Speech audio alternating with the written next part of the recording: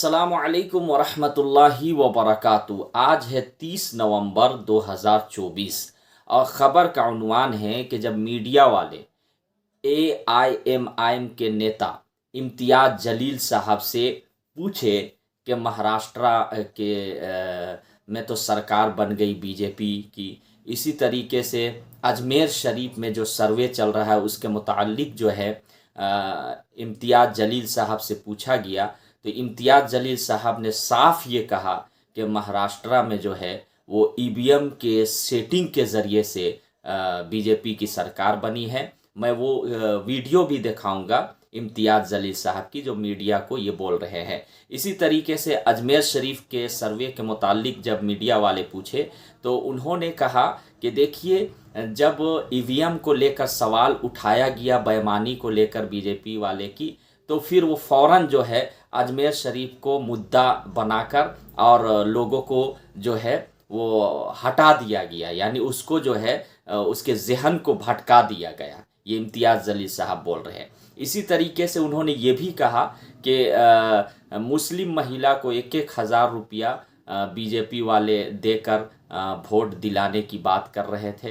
तो ये पूरी बातें उन्हीं की ज़बानी आप सुनिए वीडियो, फिर मैं आगे गुफ्तगू करूँगा। आज अजमेर का जो मामला चल रहा है उस पर क्या कहें? देखिए, ईवीएम के ज़रिए अपनी सरकार बनाने वाली भारतीय जनता पार्टी जब ये देख रही थी कि पूरे टेलीविज़न चैनल्स के ऊपर सिर्फ बेईमानी के ज़रिए जीता गया महाराष्ट्र का इलेक्शन की खबरें चल रही है, तो उस खबरों को डाइवर्ट करने के लिए उन्हें ख्वाजा गरीब नवाज़ की मदद लेना पड़ा और उन्होंने अजमेर शरीफ का मुद्दा बीच में लेके आए। अब पूरे मीडिया वाले जो है वो बेईमानी की खबरों को हटाकर अब किस तरीके से अजमेर शरीफ के अंदर सर्वे किया जा रहा है, पूरा मीडिया जो है उसी के ऊपर लगा हुआ है।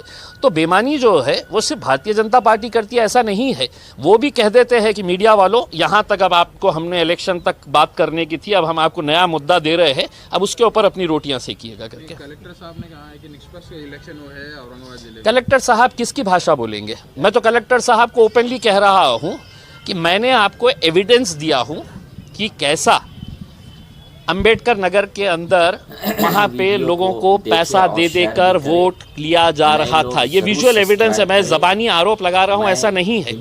मैं आपको जवाहर नगर पुलिस स्टेशन के बिल्कुल सामने भारतीय जनता पार्टी के एडवोकेट डोनगांवकर, जिसके ऑफिस के अंदर से भारतीय जनता पार्टी के पोस्टर्स और उनके नेताओं की तस्वीरें लगी हुई थी, वो मुस्लिम महिलाओं को बुलाकर 1,000 रुपये 1,500 रुपये देकर इंक लगाने का काम कर रहे थे। तो मेरे हिसाब से ऐसे बेईमानी का इलेक्शन ये सिर्फ भारतीय जनता पार्टी जीत सकती है। हम हार के भी हम आज खुश है कि हमने इस तरह की बेईमानी करे नहीं है कि ये मुद्दा लाया जाएगा, इसी पे अब आप लोगों को बात करनी है।